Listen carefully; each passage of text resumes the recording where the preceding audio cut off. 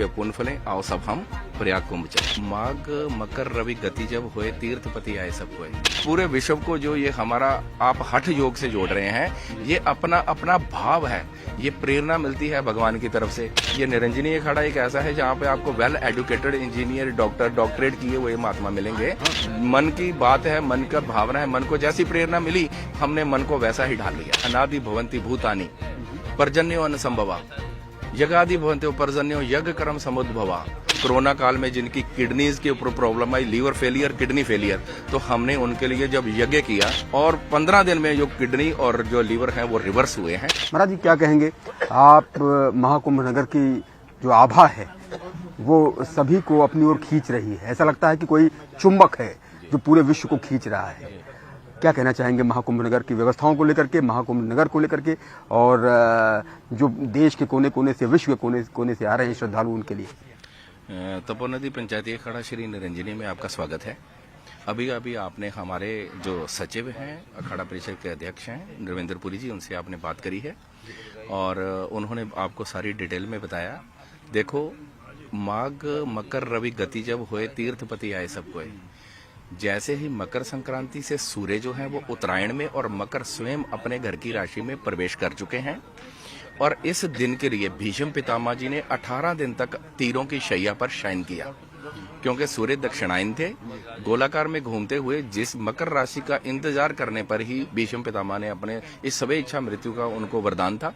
और महाकुंभ के लिए, महापर्व के लिए तो हम सिर्फ यही कहेंगे कि 12 साल में एक पूर्ण कुंभ होता है और जहाँ पे 12 बार ये कुंभ हो चुका है, तो 144 वर्ष का ये महापूर्ण कुंभ का योग बना है।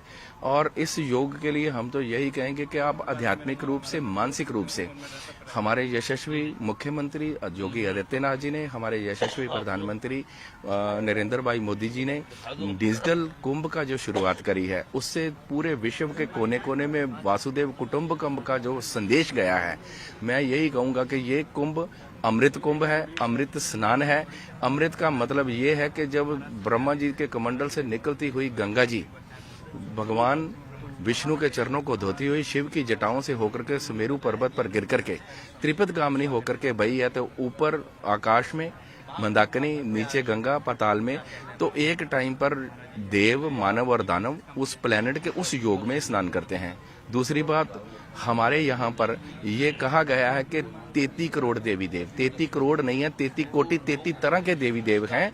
और ये प्रयाग का ही प्रभाव है, जिसको तुलसीदास जी कहते हैं कि कह ना सकूं प्रयाग प्रभाव। इसका प्रभाव शब्दों में वर्णित नहीं हो सकता। इस अनुभूति को हम ओरिएंटेशन में और अपने उसमें नहीं दे सकते हैं, शब्दों में नहीं बता सकते हैं, क्योंकि आज शुरू से ये चला आ रहा है कि तीर्थ जो प्रयाग जो है वो तीर्थों का राजा है। तो पूरे 1 महीने तक सारे तीर्थ जो है प्रयाग में वास कर रहे हैं, तो कहीं और जाने की जरूरत नहीं है। प्रयाग के तीर्थ में हम आएंगे, त्रिवेणी माधव के दर्शन करेंगे, त्रिवेणी संगम में स्नान करेंगे।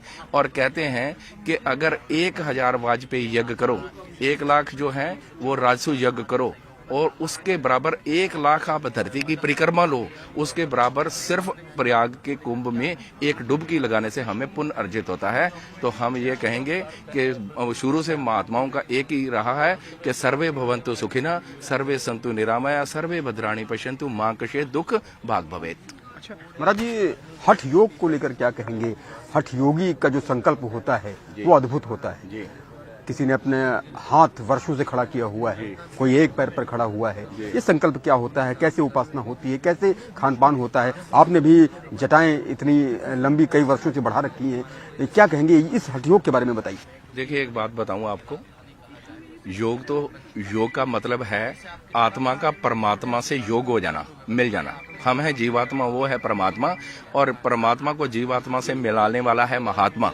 और अगर आप हठ योग की बात करते हो तो योग के अष्टांग अंग हैं, यम, नियम, आहार, प्रत्याहार, ध्यान, धारणा, समाधि, ये 8 अंग हैं योग के। उसी में सहज योग भी आता है और हठ योग भी आता है। और आपने अभी एक प्रश्न में शुरुआत में बोला कि संकल्प क्या है, तो देखिए वो संकल्प वो है कि आप कहीं पर ईमेल कर रहे हैं और आपने ईमेल का एड्रेस सही नहीं डाला, या ईमेल के एड्रेस में एक डॉट भी छूट गया, तो आपकी मेल जो है वो डिलीवर नहीं होगी। तो ये संकल्प वो है जिसको हम साक्षी मान करके जब अपना तारतम्य आत्मा का परमात्मा से जोड़ते हैं, तो हमारी हमारी जो प्रार्थना, हमारी उपासना, हमारा यज्ञ, हमारा हवन, हमारा किया हुआ कर्म कांड जो है वो भगवान तक पहुंचता है। तो और वासुदेव कुटुंबकम पूरे विश्व को, ये सनातन की ही धरोहर है कि पूरा विश्व बिना संकल्प के अगर पूजा करेगा तो पूजा नहीं होगी। और विश्व के किसी भी कोने में, चाहे आप इंग्लैंड बैठे हो, अमेरिका बैठे हो, कनाडा बैठे हो, यूरोप बैठे हो, संकल्प आपको संस्कृत का, हमारे वेदों का ही लेना पड़ेगा। ओम विष्णु विष्णु विष्णु वर्तमान से श्वेतरा कल्पे वैवस्व मनमंत्रे, पूरा का पूरा संकल्प जो है हमारा ही पड़ा जाएगा। उसकी भाषा भले कोई भी हो। तो पूरे विश्व को जो ये हमारा आप हठ योग से जोड़ रहे हैं, ये अपना अपना भाव है, ये प्रेरणा मिलती है भगवान की तरफ से। जब हम सन्यास में प्रशस्त हुए, और हम अपने घर से सन्यासी बनने के लिए तो नहीं आए थे। अभी 4 तारीख को ही मेरी यज्ञ के ऊपर PhD हुई है, वर्चुअल मेरे को डिग्री मिली है। ये निरंजनी अखाड़ा एक ऐसा है जहाँ पे आपको वेल एजुकेटेड इंजीनियर, डॉक्टरेट किए हुए महात्मा मिलेंगे। तो हम अपनी इच्छा से सन्यास में नहीं जा सकते हैं, ये भगवान की इच्छा, महती कृपा हम पे हुई तो हम सन्यास में जो है वो प्रशस्त हुए। ये भगवान ने हमारी डेस्टिनी फिट करके पहले ही पूरा प्रारब्ध हमारा बना करके हमें धराधाम पर भेजा है। और इसलिए योग में हठ योग भी है। कोई जो है वो अपने बाल बढ़ा रहा है, कोई हाथ बाजू खड़ा कर रहा है, ये सब के सब जो हैं वो तपस्या और योग के ही उपचार हैं। मन की बात है, मन का भावना है, मन को जैसी प्रेरणा मिली हमने मन को वैसा ही ढाल लिया।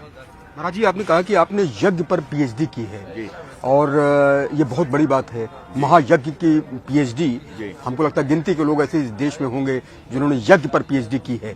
तो कितने वर्षों में ये PhD आपकी पूर्ण हुई और आप वर्षों से महात्मा हैं, संत हैं और साथ साथ पढ़ भी रहे हैं, PhD भी कर रहे हैं। क्या क्वालिफिकेशन है आपकी?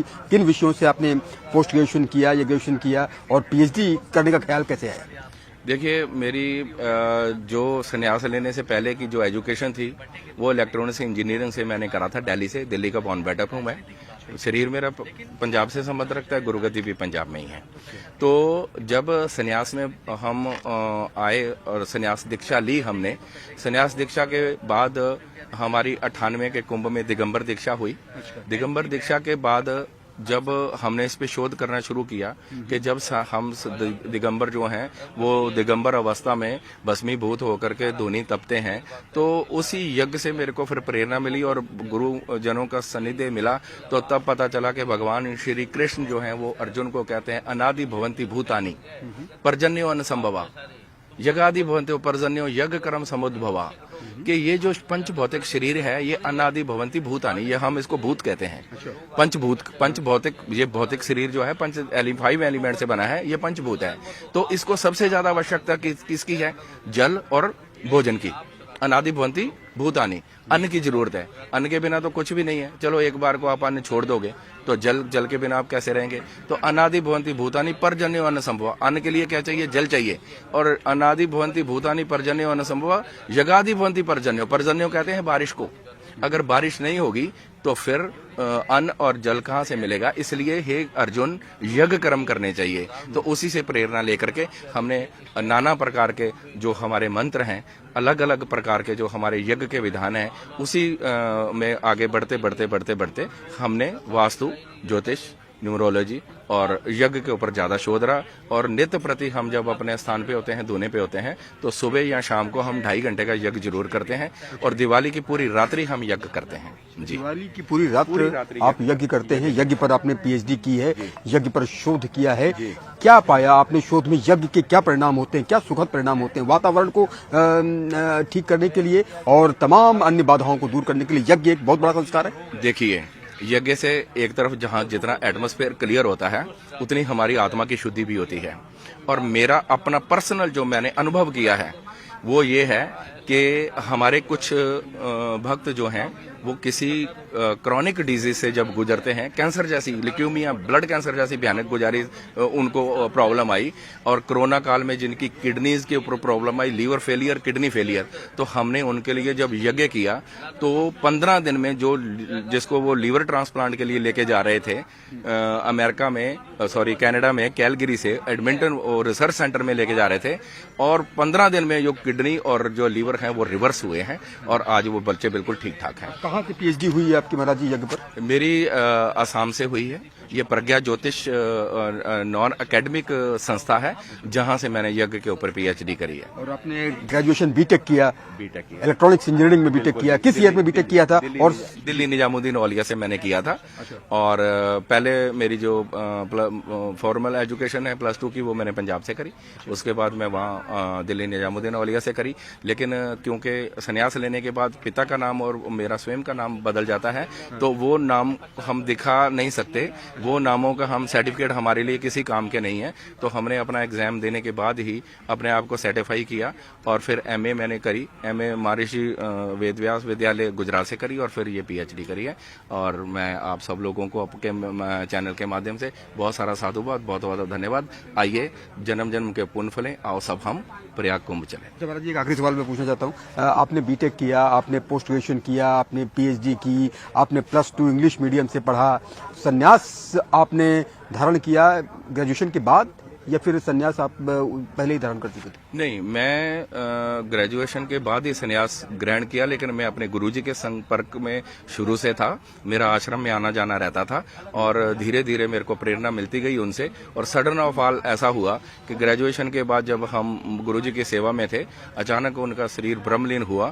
तो डेस्टिनी ये बनी कि मेरे को ही वहां पर जो है वो चुना गया उस आश्रम के अध्यक्ष के रूप में। तो तब फिर मैंने जो है वो संन्यास, पहले ब्रह्मचारी दीक्षा में थे, फिर हमने जो है वो संन्यास दीक्षा ग्रहण कितने वर्ष हो गए आपको संन्यास धारण किए? मैंने 96 में संन्यास धारण किया था। कुंभ की महिमा निराली है। अभी आईआईटी से ग्रेजुएट संत बने हैं और आपने पीएचडी कर रखी है। पीएचडी करने, यज्ञ पर पीएचडी की है, पोस्ट ग्रेजुएशन किया है, तो कुंभ में एक से एक ज्ञानी है। जी, मैं 98 से ही हर कुंभ में शामिल होता हूँ। और 2010 के बाद अगर आप कुंभ का कोई भी किसी भी सोशल नेटवर्क मीडिया पे जाएंगे तो आपको ये शक्ल जरूर नजर आ जाएगी। तो कुंभ की महिमा निराली है, इसीलिए सब लोग आकर्षित होते हैं। हम भी हर बार सोचते हैं कि हमने बहुत कुंभ कर लिए, अब हमें थोड़ा विश्राम और अपने ध्यान अवस्था में ज्यादा रहना चाहिए। लेकिन कुंभ का आकर्षण ऐसा है कि हमारे मित्रगण महात्मा भी कहते हैं कि रह ना पाओगे, और वास्तविकता ये है कि हम रह ही नहीं पाते हैं। कुंभ एक ऐसी महत्ता है क्योंकि कुंभ बनता है जल से, और पात्र के बिना जल नहीं रुक सकता, जल के बिना कुंभ नहीं हो सकता। कुंभे बदा जल रहे, जल बिन कुंभ ना हरे, और ज्ञान का बदा मन रहे, गुरु बिन ज्ञान ना होए। जब तक अज्ञानता है तब तक इस महात्म को कोई समझ नहीं सकता। जब उनको ज्ञान होगा तो वो इस महात्म्य को जरूर समझेंगे, और जो एक बार कुंभ की लीला को देख लेता है वो फिर इससे अछूता या दूर नहीं रह सकता। क्या शुभ नाम? स्वामी भूपेंद्र गिरी। स्वामी भूपेंद्र गिरी जी महाराज, जिन्होंने बताया कि किस तरह से उनके जीवन में यह बदलाव आया। +2 इंग्लिश मीडियम से पंजाब से, graduation BTech electronics engineering, post graduation और उसके बाद यज्ञ पर पीएचडी। वाकई में कुंभ की महिमा निराली है, अद्भुत है, अलौकिक है, दिव्य है, भव्य है।